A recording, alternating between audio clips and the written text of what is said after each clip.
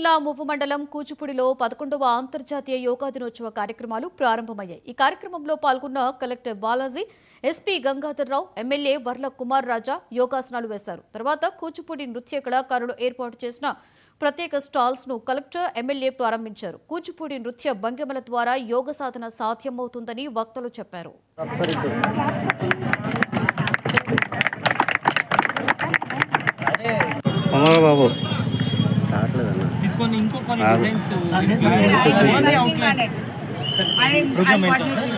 ముఖ్యమంత్రి చంద్రబాబు గారు కానీ వీళ్ళందరూ కూడా 172 దేశాల్లో మన భారతదేశ సంస్కృతి నుంచి మొదలైన ఈ యోగా యొక్క సంస్కృతిని, ఔన్నత్యాన్ని చాటి చెప్పే ప్రయత్నం చేస్తున్నారు.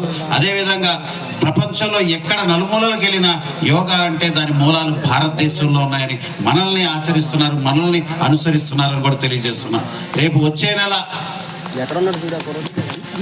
యోగా దినోత్సవం జరుపుకుంటున్న తరుణంలో విశాఖపట్నం వేదికగా ఒక ప్రపంచ రికార్డుని సృష్టించే విధంగా all roads leads to Rome అనే విధంగా అందరి చూపు, అందరి దృష్టి, అందరి ధ్యాస, అందరి శ్వాస, అందరి ఆలోచన విశాఖపట్నం వైపు మళ్ళించే విధంగా ఆ రోజు యోగా దినోత్సవం అత్యద్భుతంగా ప్రపంచమంతా ఔరా అనే విధంగా యోగా